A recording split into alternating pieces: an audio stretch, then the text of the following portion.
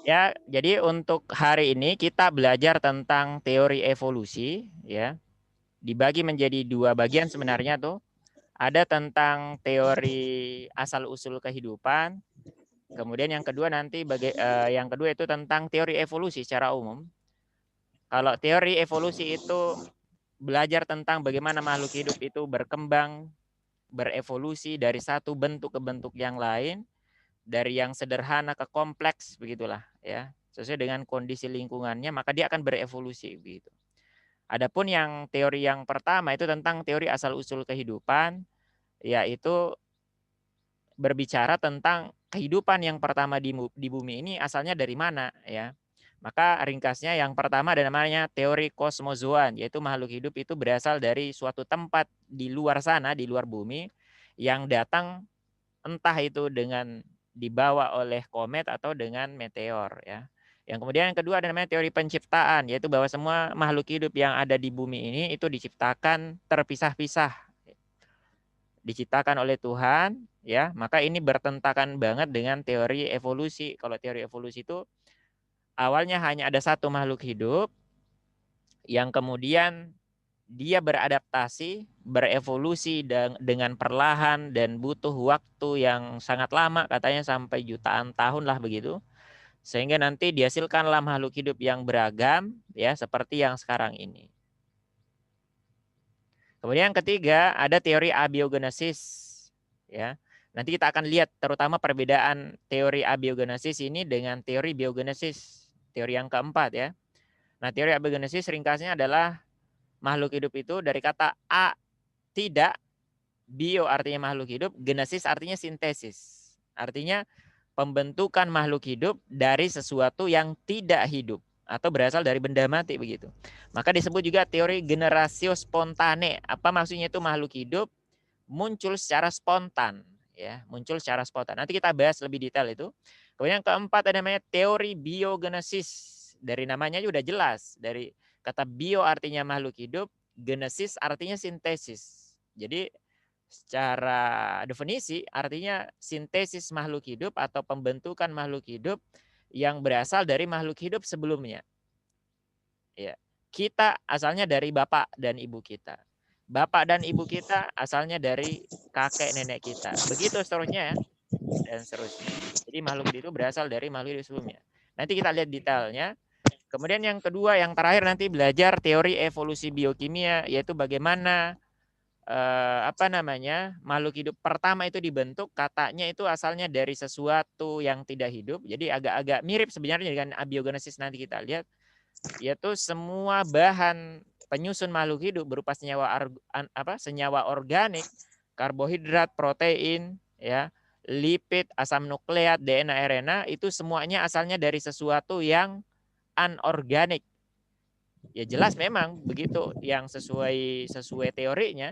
Cuman anorganik menjadi organik, CO2 menjadi C6H12O6, misalnya melalui proses fotosintesis, itu hanya mungkin terjadi kalau di dalam sel prosesnya. Ya.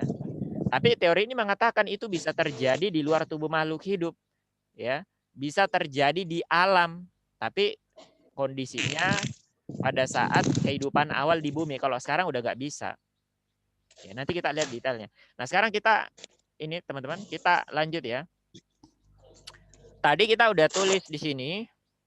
Yang pertama kita akan bandingkan nanti tiga teori yang terakhir tadi, abiogenesis, biogenesis, dan teori evolusi biokimia. Yang pertama abiogenesis tadi ya disebut juga teori generasi spontane ya. Minimal teman-teman kuasai siapa yang menganut, siapa yang idenya siapa itu kurang lebih yang menggaungkan teori ini siapa. Disebut teori tadi kita udah tulis sebenarnya ini, teori generasio spontane ya, spontane. Yaitu makhluk hidup itu muncul secara spontan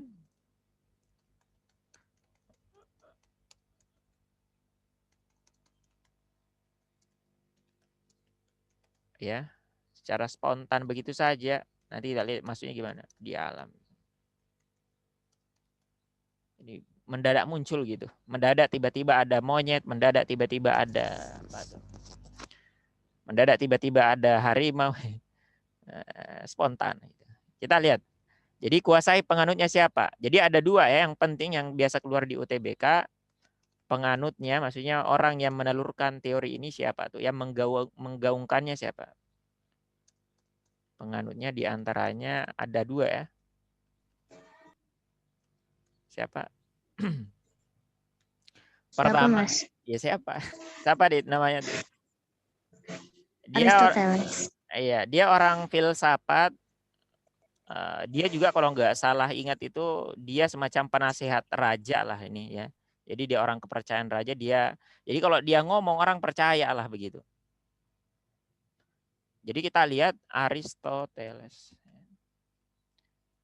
Jadi menurut Aristoteles, jadi ada dua nanti ya, Aristoteles dan Nedam. Ini saya nggak hafalin tahunnya ya, saya nggak hafalin ini tahun-tahunnya.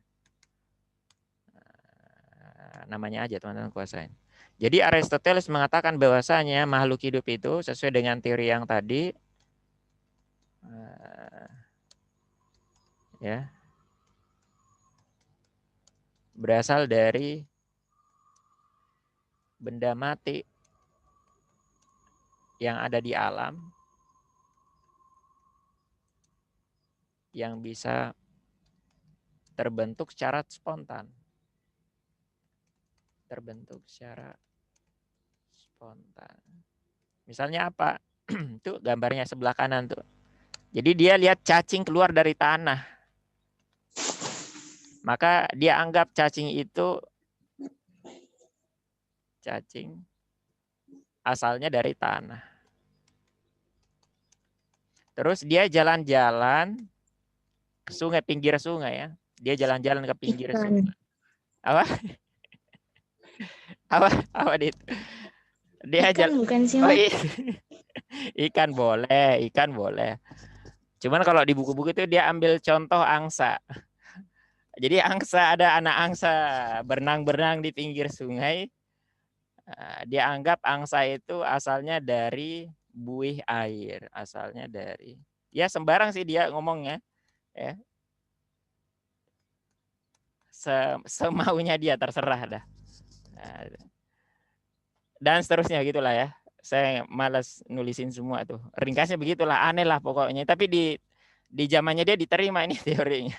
Saking pintarnya orang dulu ya, malas mikir. Terus yang kedua ada namanya Nedam ya. Saya lupa ini tahunnya berapa. Nedam ini kalau Aristoteles tadi itu cuma ngomong. Kalau Nedam ini percobaan dia. Jadi Nedam ini melakukan percobaan. Nedam melakukan percobaan untuk membuktikan teori. Itu gambarnya udah di sebelah tuh. Teori abiogenesis. Ya. Jadi dia apa? Pakai apa? Menggunakan apa tuh? Daging. Daging. Oke. Daging yang dimasak terus diambil air kaldunya. Menggunakan air kaldu. Diapain? Dimasukkan kemana? Dimasukkan ke dalam tabung ya, yang kemudian dipanaskan. Tujuannya apa? Semisal di dalam air kaldu itu ada makhluk hidup, maka nanti terbunuhlah makhluk hidup itu semisal ada di situ. Maka kemudian kalau terbunuh artinya nggak ada makhluk hidup di dalam sana, udah mati kan, nggak ada makhluk hidup. Nah kemudian habis itu dia kasih tutup tuh anunya, tabungnya sebelah kanan nih teman-teman lihat nih. Habis dia panasin dia tutup. Harapannya apa? Gak ada makhluk hidup yang lain bisa masuk ke sana tuh. Ya. Tapi nyatanya apa teman-teman? Setelah itu menggunakan air kaldu dimasukkan ke dalam tabung yang dipanaskan. Setelah ditutup ya, ditutup, tabungnya ditutup dan setelah tabungnya ditutup dan diamati setelah beberapa hari. Kenapa tuh? Beberapa hari air kaldunya kenapa? Air kaldunya jadi keruh. Ya, air kaldunya dikeruh teman-teman dan menandakan adanya makhluk hidup di sana. adanya mikroba ya, bakteri. Adanya mikroba yang tumbuh. Kesimpulannya apa? Kesimpulan Nedam apa? Kesimpulannya dia mikroba asalnya dari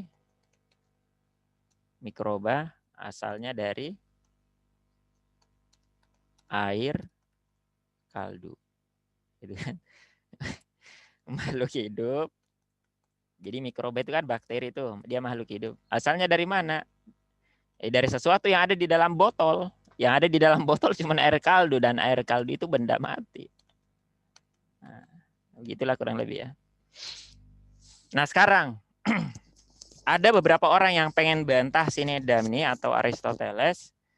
Ya mereka menganut teori biogenesis. Kita lihat.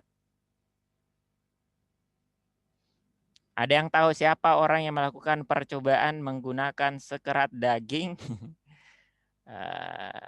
Beberapa buku dagingnya itu daging ikan. Jadi ada gambar ikan di dalam toples, terus nanti didatengin lalat begitu. Ini gambarnya kalau ini entah daging apa nih.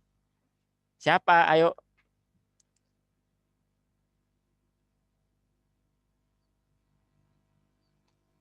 Beberapa. Siapa tuh? Penganut. Depannya apa, Mas? Depannya F. Francesco Redi. Oke. Penganut beberapa penganut teori biogenesis di antaranya. Betul, Dit. Di sekolahmu udah rampung evolusi, Dit? Kan udah ulangan, Mas. Oh, udah ulangan kemarin ya. Bioteknologi udah juga? Bioteknologi belum deh kayaknya. Belum. Udah kemarin bareng sama ini. Barengan ini, kok berat banget materinya semuanya. Ya nggak tahu, Mas emang gitu gurunya. Dia percaya kamu bisa tuh, artinya memang benar anaknya bisa. Ini jadi Francisco Redi, F Redi gitu aja.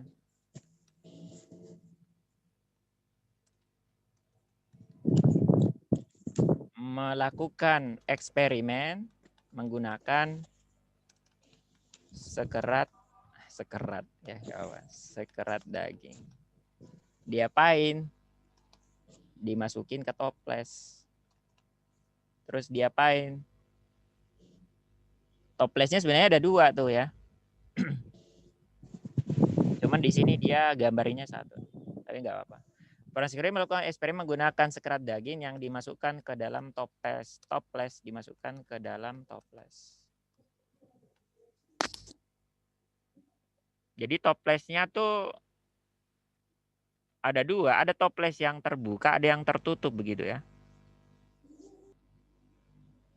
Jadi satu istilahnya kontrol, satunya apa istilah anunya tuh, istilah di dunia penelitian tuh, lupa saya. Francisco Redi melakukan eksperimen menggunakan sekerat daging yang dimasukkan ke dalam toples. Jadi ada 2 perlakuan. Pertama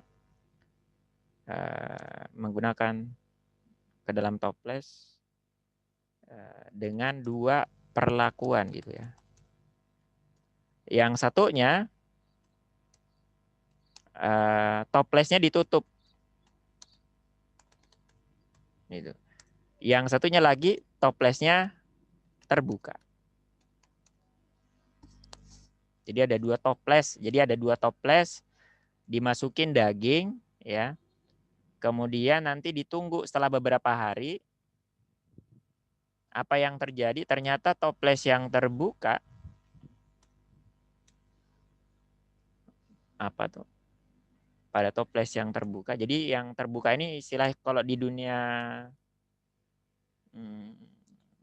penelitian itu disebut dengan istilah kontrolnya dia. Jadi pada toples yang terbuka ya, dagingnya ditumbuhin apa tuh? Ulat. Larva. Sementara yang tertutup,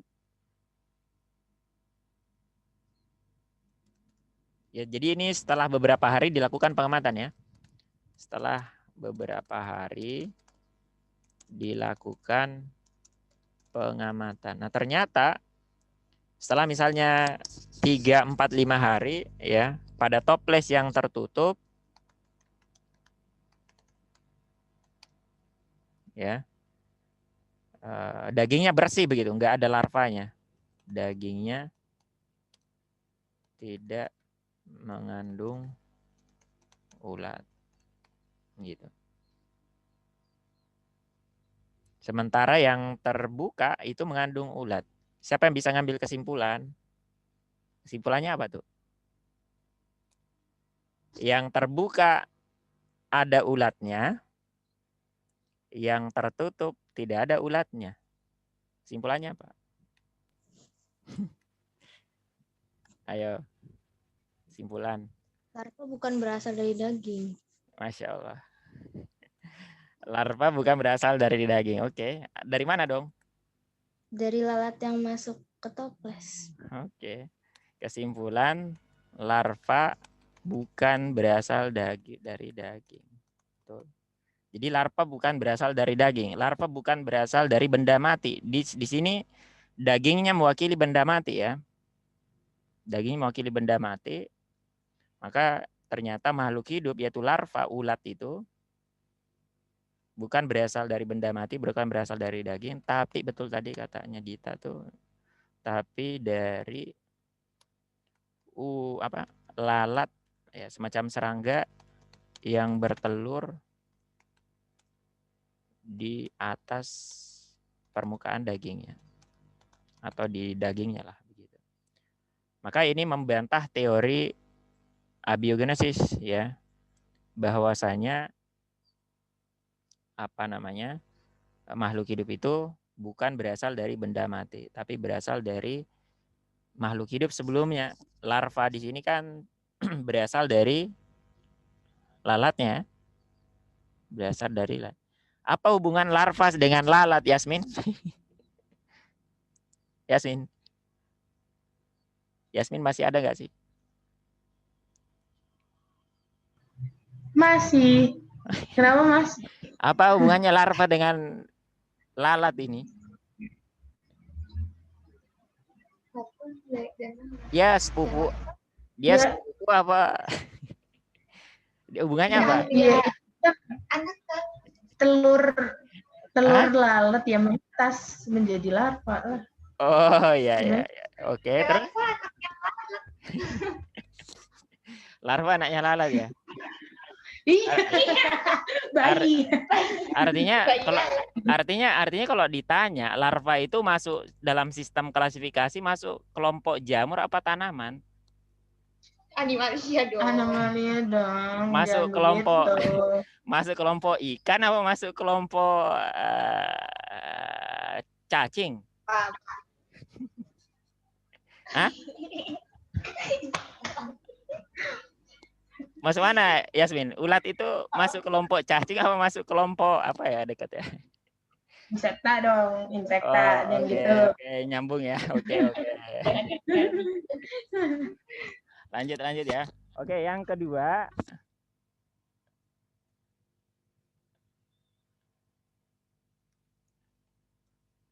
Siapa yang bisa nih? Percobaannya pakai air kaldu, tabungnya pakai tabung biasa, bukan tabung leher angsa. Ayo.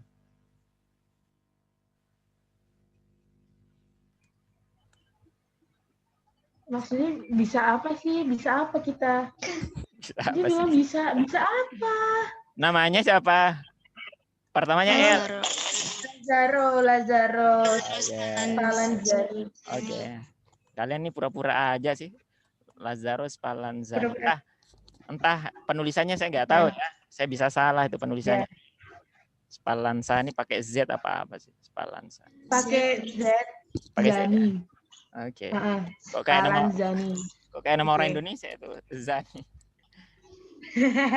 Ini orang mana nih? Lazaro ini nama apa nih? Spanyol apa mana tuh? Orang Eropa lah ya.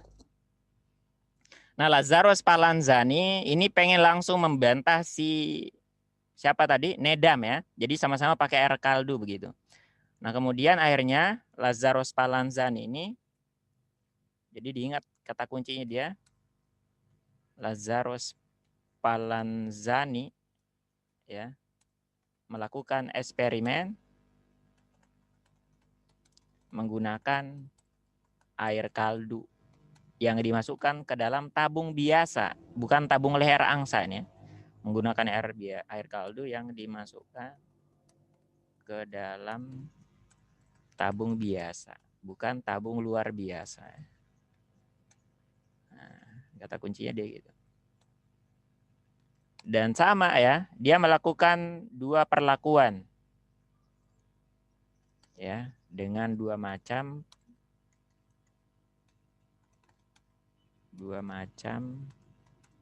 perlakuan.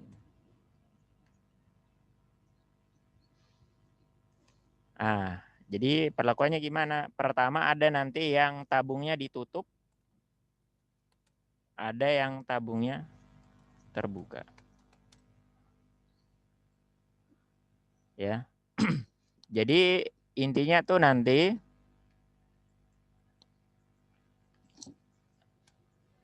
kedua tabung tersebut dipanaskan ya pada suhu tinggi ya, pada suhu yang tinggi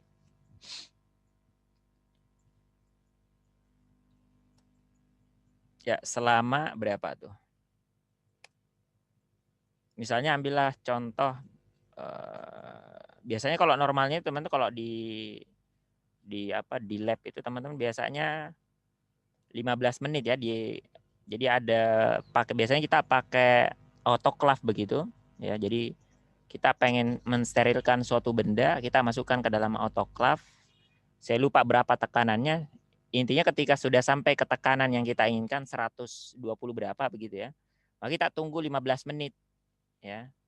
Kita tunggu 15 menit, setelah 15 menit biasanya alatnya bakal bunyi, baru kita lari-lari tuh buat buka. Maksudnya turunin matiin autoclave-nya begitu. Jadi intinya tuh ada waktu batasnya begitu ya, untuk memastikan kalau agar bakterinya benar-benar mati begitu. Keduanya dipanaskan pada suhu tinggi selama beberapa menit aja gitu ya. Nah, kemudian selanjutnya akan diamati. Setelah beberapa hari diamati.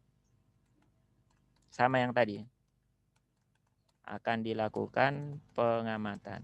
Ternyata pada tabung yang ditutup, pada tabung yang tertutup, apa yang terjadi? Nah, ini teman-teman lihat nih. Yang bawah ya. Pada tabung yang tertutup ini ya, setelah ditunggu beberapa hari itu tidak jadi keruh gitu. Tidak keruh.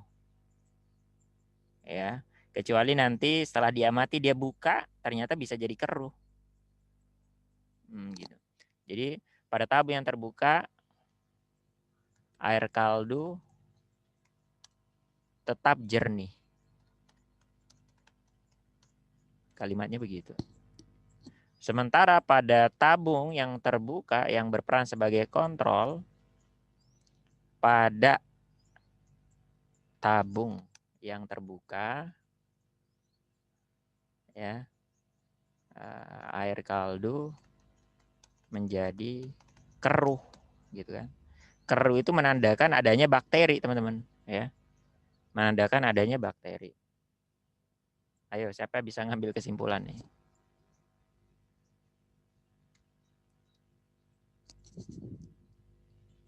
Masya Allah, 10 menit lagi. V, halo, ternyata si Raffi udah datang nih. V. Gimana, Mas? Kamu nyimak dari tadi enggak? Dari jam 10. Oh, dari jam 10. Oke, artinya lihat kesimpulannya apa nih, Vi? Artinya keruh itu bakteri tidak lahir, tidak mati. Apa? Keruh itu artinya bakteri ya. Artinya kenapa tuh? Bakteri artinya Ya. kenapa? Tidak lahir dari benda mati. Oke, bakteri yang ditandai dengan air keruh. Oke, tidak apa? Tidak lahir dari benda mati. Tidak lahir. Tidak lahir. Lahir itu melahirkan, istilah melahirkan itu ya biar ilmiah aja ya. Istilah melahirkan itu biasanya itu identik dengan mamalia. Kalau burung, ikan itu telur ya. Maka mungkin cocoknya kalimatnya gimana, Pi? Bakteri itu tidak mungkin terbentuk kali ya. Terbentuk dari apa? Dari mana, Pi? Dari benda mati atau air kaldu. Oke, betul. Tidak terbentuk dari air kaldu yang berperan sebagai benda matinya. Tapi dari mana tuh artinya bakterinya? Namun dari makhluk hidup lain. Nah, dari mana? Makhluk hidupnya dari mana? Kok bisa ada makhluk hidup dalam air kaldunya? Namun bakteri tersebut berasal dari yang ada bakterinya mana? Yang terbuka apa tertutup? Yang terbuka. Yang terbuka. Artinya apa? Bakterinya asalnya dari organisme seperti lalat gitu, Mas. ada lalat di situ. Enggak, kata kuncinya terbuka loh. Terbuka artinya ada sesuatu yang masuk. Siapa yang masuk ke sana? Apa yang bisa masuk ke sana? Ke dalam air kah? Tanah kah? Apa? Kilat kah? Yang bisa masuk ke sana cuma satu aja, apa tuh? Pertamanya Udara. Cepat banget ya. Berasal dari udara. Bisa paham nggak maksudnya? Jadi di udara itu ada bakteri. Ya, di udara ini kan teman-teman kemanapun teman-teman memandang sekarang ya, silakan dipandang temennya. Di sana ada bakteri. Di mana-mana itu ada bakteri ya. Di udara itu ada bakteri. Jadi bakteri itu hidup di mana saja ya, di tanah, di udara, itu bisa di mana saja mereka. Maka bersama udara masuk ke dalam tabung itu ya, ke dalam air kaldunya, itu bakteri yang kemudian bisa tumbuh di dalam sana. Kenapa? Karena ya ada makanannya, kan air kaldu itu makanannya dia. Bisa dipahami ya, Vi ya? Namun bakteri berasal dari... Ya, Mas. Oke, kita lanjut teman-teman. Sorry, saya ngajarnya tekniknya kayak begini ya. Saya nyaman banget ngajar sambil saya nikmatin kata-kata yang saya tulis dan saya ucapkan ya. Sorry. Jadi kadang kalau kita belajar ya, kalau kita cuman langsung plek satu slide udah ada tulisannya, jadi malas saya lihatnya tuh. Jadi saya lebih senang lihat sambil saya tulis. Dinikmatin aja ya. Kemudian yang ketiga, pakai tabung leher angsa. Nah, siapa namanya? Pertamanya L juga nih. Ayo. Tabung. Louis Pasteur. Oke. Louis Pasteur. Oke. Jadi Louis Pasteur ini L. Pasteur. Dia sama ya, semuanya melakukan eksperimen menggunakan air kaldu yang dimasukkan ke dalam tabung luar biasa, yaitu tabung yang dia desain ya, yang orang lain nggak kepikiran seperti dia begitu ya. Jadi ini luar biasa ini si Louis Pasteur. Tabung leher angsa. Jadi yang tadi teman-teman, teorinya Lazarus Spallanzani ini masih dibantah oleh orang abiogenesis ya. Masih bisa dibantah. Bantahannya apa? Itu kamu pakai tabung, kamu tutup tabungnya. Wajar kalau nggak tumbuh bakteri. Emang kenapa? Bakteri kan butuh udara. Bakteri kan makhluk hidup. Dia butuh oksigen. Maka kalau kamu tutup tabungnya, nggak ada oksigen masuk. Nggak ada oksigen masuk ya wajar. Oksigen itu syarat kehidupan. Nggak mungkin ada makhluk hidup begitu. Maka dia dibantah Lazarus Spallanzani ini. Maka muncullah si orang ketiga ini yang desainnya paling bagus dalam penelitiannya ini, ya, eksperimen ini. Jadi kalau ada soal UTBK keluar, siapakah yang desain eksperimennya paling mantap, paling sempurna, paling bagus, maka jawabannya yang leher angsa. Ini kenapa dengan leher angsa dia nggak tutup tuh, ya? Dia masih berhubungan dengan udara luar tuh. Udara masih bisa masuk ke dalam tabungnya. Nah, jadi keunggulan eksperimen dia begitu, ya. Maka nanti di sini Louis Pasteur melakukan eksperimen menggunakan air kaldu yang dimasukkan ke dalam tabung leher angsa nih tadi. Dan dia juga boleh kita katakan ada dua perlakuan, ya, di mana keduanya sama nih ya, diulang aja pada suhu tinggi selama beberapa menit. Setelah beberapa hari akan dilakukan pengamatan. Pertama adalah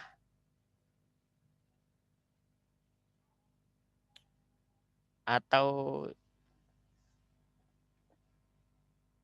ya boleh ya. Jadi pertama tabung leher angsa gitu ya. Yang kedua, tabung leher angsa terus dipatahin tuh lehernya. Tabung leher angsa tapi setelah dipanasin ya. Setelah dipanaskan lehernya dipatahin. Leher tabungnya dipatahkan. Atau yang kedua yang bawah ini tabungnya dimiringin, boleh. Jadi kedua-duanya ini istilahnya kontrol ya. Jadi boleh pilihan ini, boleh dipatahin lehernya ini, atau yang bawah tabungnya dimiringin.